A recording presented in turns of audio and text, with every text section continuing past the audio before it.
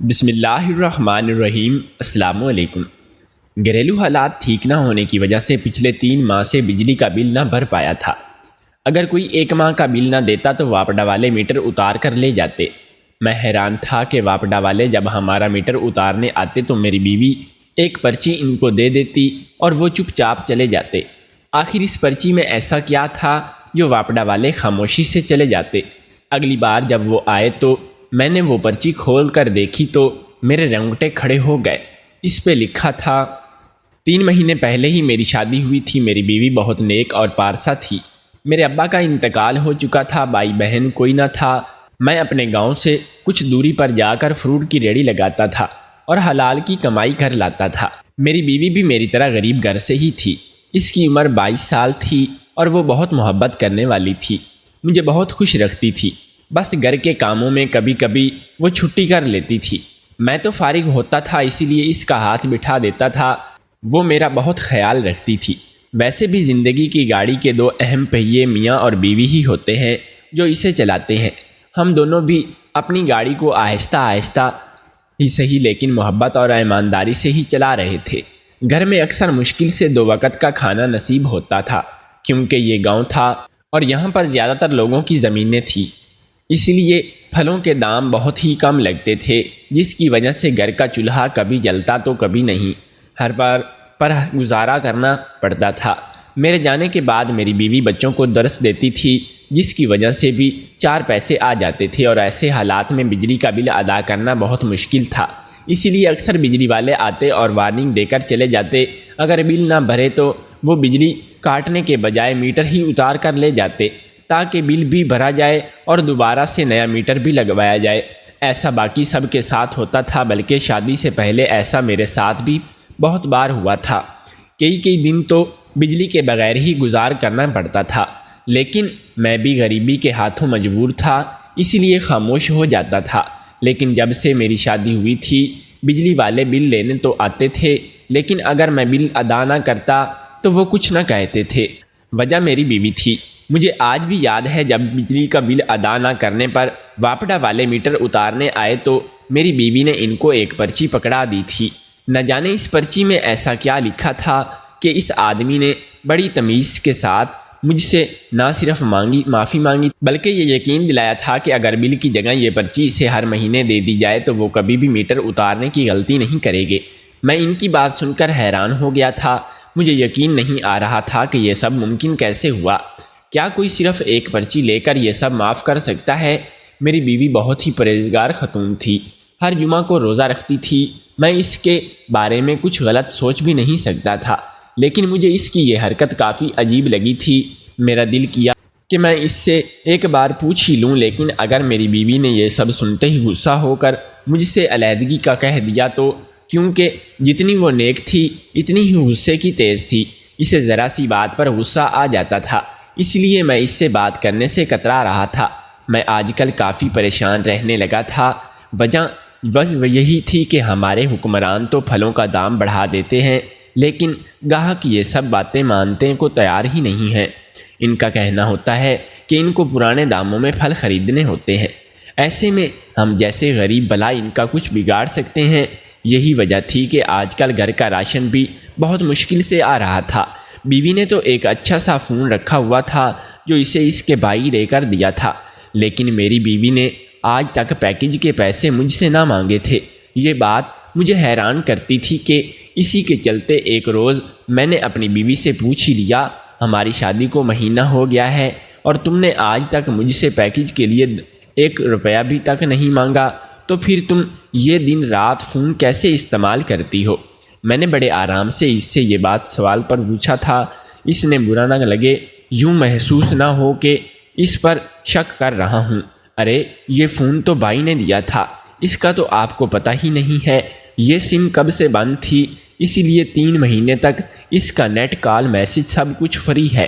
اس نے مسکرا کے میرے سوال کا جواب دیا تھا اور دوبارہ سے فون میں مصروف ہو گئی تھی۔ میاں پڑھا لکھا تو تھا نہیں اور میرے پاس کون سا کوئی موبائل تھا جو مجھے پتہ ہوتا، یہ سب فضول خرچے کرنے والی چیزیں ہیں، میں نے کبھی اپنے گھر میں آنے نہیں دی تھیں۔ اگر اماں کو بھی کبھی بات کرنی ہوتی تو وہ پڑوسی کے گھر جا کر ان کے گھر میں موجود ایک تار والے ٹیلی فون سے بات کرتی تھی۔ میں بھی بچپن میں ہی بڑے شوق کے ساتھ اماں کے ساتھ جاتا تھا، صرف اس فون کو ملاتے ہوئے بٹنوں کی آواز سننے کے لیے۔ عادت تو کافی بچکانہ تھی، لیکن ہمارے وقتوں میں بس وہی ایک بات چیت کرنے کا ذریعہ تھا، جسے ہاتھ لگا کر اور چھونے کی حسرت دل میں لیے ہمیشہ اماں کے ساتھ جاتا تھا۔ اسی لیے بیوی نے جو وضاحت دی تھی، میں بھی فوراً اس پر ایمان لے آیا تھا۔ اور میری بیوی کو کیا پڑی تھی کہ وہ جو جھوٹ بولتی۔ ایک طریقے سے تو میں نے یہی سوچا تھا کہ چلو 3 مہینے میں سے 1 مہینے تو گزر گیا ہے، باقی کے 2 مہینے بھی بیوی کے فون کا خرچہ تو نہیں دینا پڑے گا۔ لیکن اب میں نے پریشان ہی رہنے لگا تھا، کیونکہ 3 مہینے ہونے کے باوجود بھی میری بیوی نے اب تک مجھ سے فون کے پیکیج کے پیسے نہیں مانگے تھے۔ وہ فون بھی پہلے کی طرح ہی استعمال کرتی تھی، اور صرف اتنا ہی نہیں، بیوی کا واپڈا والوں کو ایک پرچی پکڑانے کا قصہ بھی کافی عجیب تھا۔ میں نہ چاہنے کے باوجود بھی بیوی کی ان حرکتوں کے بارے میں سوچنے پر مجبور ہو گیا تھا۔ مجھے سمجھ نہیں آ رہا تھا کہ میں بیوی سے کیسے سوال کروں، کیونکہ ایک طرف اس کا خوف تھا تو دوسری طرف ان دونوں باتوں کا سچ بیاننے کو تجسس تھا۔ میں نے سوچ لیا تھا کہ پہلے میں بیوی سے فون کے پیکیج کے بارے میں پوچھ لوں گا، اس کے بعد کسی دن پرچی کی بات کروں گا، پر پھر پرچی کا راز بھی خود سے معلوم کر لوں گا۔ میں سارا وقت یہی سوچتا رہا تھا کہ بات کس انداز میں شروع کی جائے، بیوی کو نہ شک ہو اور نہ ہی میری بیوی بات ہم کو غلط سمجھ کر برا مانے۔ میں کون سا اس کے بارے میں برا سوچ رہا تھا، میں تو بس تجسس کے مارے اس سے پوچھ رہا تھا۔ میں شرمندہ بھی تھا، اگر وہ آگے سے مجھ سے سوال کر لیتی کہ کیا تمہارے پاس اتنے پیسے ہیں کہ مجھے پیکیج لوا کر دو، تو میں اسے اس سوال کا کیا جواب دیتا۔ یہ بات تو سچ تھی کہ میری کمائی سے تو مشکل سے گھر کی دال روٹی چل رہی تھی، میں یہ سب کہاں سے کرتا؟ کیا پتہ میری بیوی میری بات کو سمجھ جائے، اور میرے حالات تو اس کے سامنے ہی ہیں، جبکہ اس نے سب کچھ جانتے ہوئے مجھ سے شادی کی ہے، تو وہ یہ سب تو برداشت کر ہی لے گی۔ خود ہی سوچو کہ بھنور میں الجھا گھر پہنچا تو دیکھا میری بیوی کی حالت کافی عجیب ہو رہی تھی۔ مجھے دیکھتے ہی وہ جلدی سے غسل خانے چلی گئی تھی۔ تھوڑی دیر بعد باہر نکلی تو کافی پرسکون اور خوش نظر آ رہی تھی۔ میں نے اپنی بیوی کو حیرانگی سے دیکھا، وہ آرام سے چلتی ہوئی بستر پر جا کر لیٹ گئی تھی۔ میں اس کی ایک ایک حرکت کو غور سے دیکھ رہا تھا، وہ ایسا کیوں کر رہی تھی؟ میں تھکا ہارا آیا تھا، اسے تو میرے لیے پانی لے کر آنا چاہیے تھا، لیکن یہاں تو وہ خود ایسے بستر پر پڑی ہوئی تھی جیسے ہل چلا کر آئی ہو۔ میں اس کے قریب گیا تھا، کیا معلوم ہے کہ تم ٹھیک ہو؟ میں اس کا ہاتھ تھاما چھوتے ہوئے اس سے پوچھا تھا۔ نہیں، میں ٹھیک نہیں ہوں، پورا جسم درد کر رہا ہے، میں کچھ دیر آرام کرنا چاہتی ہوں۔ جب سے آپ گئے ہیں میری طبیعت صحیح نہیں لگ رہی تھی، آپ انڈا بنا کر کھا لینا، میں تھوڑی دیر آرام کر لوں۔ وہ اتنا کہتے ہی سونے کے لیے چادر تان گئی تھی۔ میں نے عجیب نظروں سے اسے دیکھا تھا، لیکن میں اس کی حرکت سے پہلے ہی واقف تھا۔ وہ اکثر ایسا ہی کرتی تھی، جب بھی اس کا موڈ خراب ہوتا یا تھک جاتی تو یوں ہی سونے کے لیے لیٹ جاتی تھی، لیکن آج تو اس نے کچھ کیا ہی نہیں، تو پھر وہ تھک کیسے گئی تھی؟ میں خاموشی سے باہر آیا، منہ ہاتھ دھویا اور اپنے لیے انڈا بنانے لگا۔ میں کیا سوچ کر آیا تھا کہ اپنی بیوی سے فون کے مطابق پوچھوں گا، اور یہاں تو میری بیوی تھکن کا بہانہ کر کے سو گئی تھی۔ میں نے ذہن کو جھٹکا، پیٹ بھر کر کھانا کھانے کے بعد کمرے میں چلا گیا تھا۔ مجھے اب آرام کی سخت ضرورت تھی، میں بھی اس کے ساتھ ہی بستر پر سو گیا۔ صبح اٹھتا تو بیوی نے پہلے سے ہی سارے کام کر لیے تھے۔ دیکھ کر مسکراتے ہوئے اس نے میرے آگے چائے کی پیالی رکھی تھی۔ میں نے چائے کی چسکی لی اور اپنی بیوی کو غور سے دیکھا، جو نکھری سی لگ رہی تھی۔ اسے خوش دیکھ کر میں بھی مسکرا دیا تھا۔ میری طبیعت آج کافی ناساز تھی، لیکن کام پر جانے بھی ضروری تھا۔ میں نے سوچا وہاں جا کر تھوڑی دیر سوچوں گا اور بہت دوست کو کہہ دوں گا کہ سو جاؤں گا اور اپنی دوست کو کہہ دوں گا اگر گاہک آئے تو مجھے جگا دے۔ میں نے ویسا ہی کیا تھا۔ جب کام سے فارغ ہو کر گھر آیا تو واپڈا والوں کو گھر کے باہر کھڑا پایا تھا۔ میری بیوی نے ان کو ایک برچی پکڑائی تھی اور وہ پانی کا گلاس لے کر اندر چلی گئی تھی۔ میں دروازے پر گیا تو وہ تینوں لوگ آپس میں ایک دوسرے کو دیکھ کر مسکرا کر دیکھتے ہوئے میری طرف دیکھتے اپنی گاڑی میں سوار ہوئے اور وہاں سے چلے گئے۔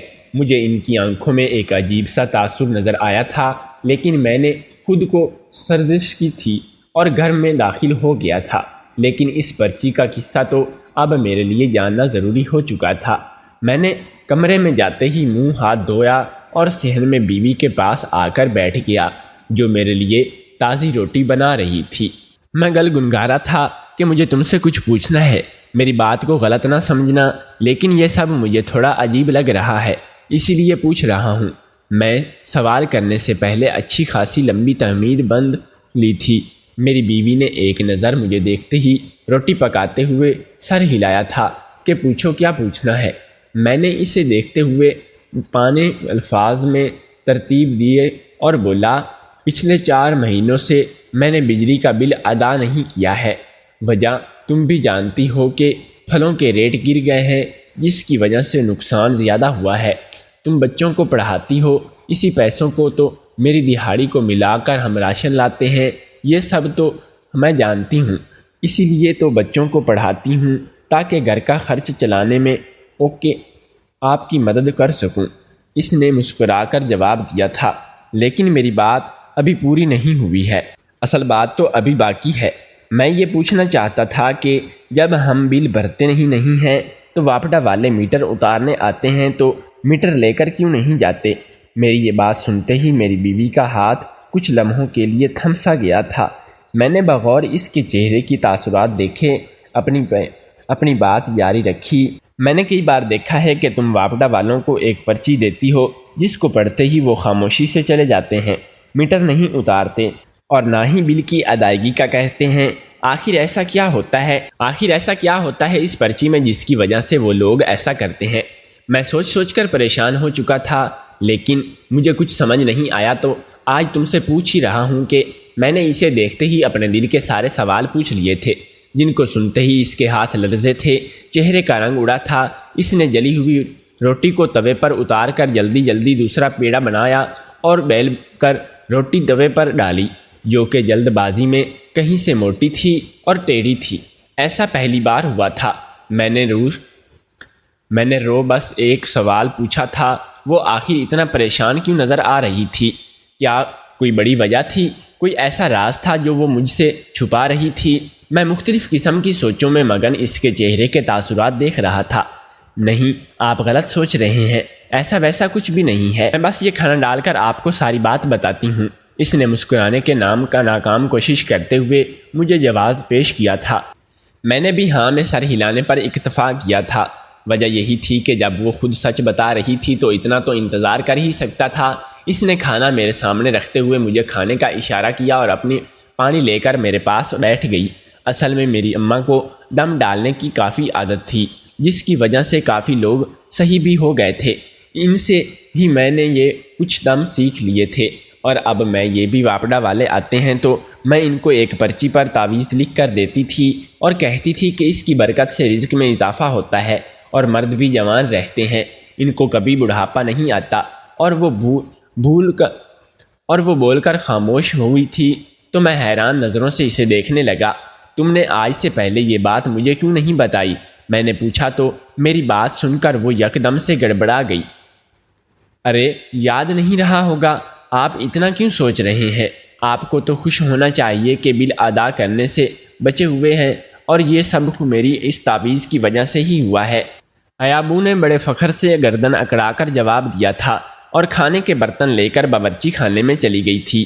پیچھے میں حیران پریشان اپنی جگہ پر ساکت کھڑا رہ گیا تھا۔ کیا واقعی وہ سچ بول رہی تھی کہ وہ تعویذ بنا کر واپڈا والوں کو پکڑاتی ہے؟ اگر ایسا تھا تو مجھے کیوں نہیں دکھائی دیتی؟ اور اس دن وہ واپڈا والے تینوں لوگ ایک دوسرے کو دیکھ کر مسکرا کیوں رہے تھے؟ اور آج بیوی کا یوں مجھ سے نظریں نہ ملانا، اچانک سے آ کے چہرے کا رنگ فک ہو جانا، آخر یہ سب چل کیا رہا تھا؟ کیا میری بیوی مجھ سے جھوٹ بول رہی تھی؟ آج جو کچھ اس نے بتایا اور پچھلے دنوں میں جو کچھ بھی ہو چکا تھا، مجھے یہ ان دونوں باتوں کا آپس میں کوئی تعلق نظر نہیں آ رہا تھا، بلکہ یہ دونوں باتیں تو الگ الگ تھیں۔ مجھے تو پورا شک تھا کہ میری بیوی ضرور کچھ چھپا رہی ہے، جسے چھپانے کے لیے اس نے یہ سب کہانی بنائی ہوگی تاکہ میں شک نہ کروں۔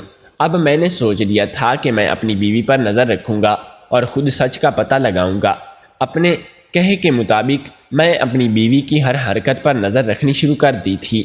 ہفتے میں 4 دن ایسا لازمی آتے تھے جب میری بیوی میرے گھر آنے سے پہلے ہی غسل کرنے سونے کا شغل فرما رہی تھی، اور مجبوراً مجھے خود ہی کچھ بنا کر کھانا پڑتا تھا کہ فوراً بعد اماں کو ان کے بھائی نے اپنے پاس رکنے کے لیے بلوایا تھا۔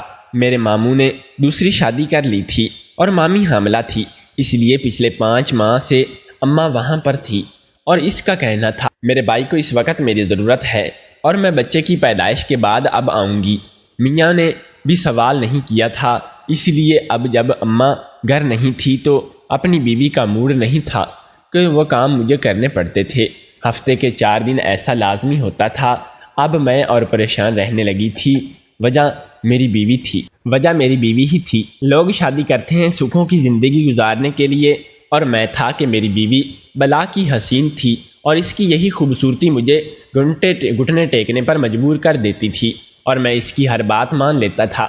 میں کم شکل تھا اور بیوی حسین تھی، اس لیے خوش تھا، لیکن خوبصورتی کردار سے زیادہ ضروری نہیں ہوتی، یہ اب سمجھ آنے لگ گیا تھا، کیونکہ میری بیوی کی حرکتیں مشکوک ہوتی جا رہی تھیں۔ نہ چاہنے کے باوجود بھی میرے ذہن میں بیوی کے مطابق پہلے بہت سی غلط سوچیں گردش کرنے لگی تھیں۔ میں اب ان میں سے سب سے چھٹکارا چاہتا تھا، اس لیے میں نے ایک منصوبہ بنایا تھا۔ ہمارے گھر باقی لوگوں کی گھر سے قدرے فاصلے پر تھا، اور آج مہینے میں 4 تاریخ تھی۔ میں جلدی کام کا کہتے گھر سے نکل چکا تھا اور بیوی کو کہہ آیا تھا کہ میں رات میں دیر سے گھر آؤں گا، اس لیے اجنبی لوگوں کے لیے دروازہ نہ کھولنا۔ اس نے ہاں میں سر ہلایا تو میں اسے خدا حافظ کہتے ہی گھر سے تھوڑی دور جا کر چھپ کر بیٹھ گیا تھا۔ تھوڑی ہی دیر میں واپڈا والے بھی آ چکے تھے۔ دور سے ان کی گاڑی نظر آ رہی تھی۔ میرے دیکھتے ہی دیکھتے وہ لوگ گھر کے دروازے پر کھڑے ہو چکے تھے۔ ہمیشہ جب بھی واپڈا والے آتے تھے میں گھر پر ہی ہوتا تھا۔ آج میں نے سچ جاننے کے لیے یہ سب بہانہ کیا تھا۔ ان میں سے ایک آدمی گھر کے اندر گیا اور باقی کے 2 باہر ہی کھڑے ہو گئے تھے۔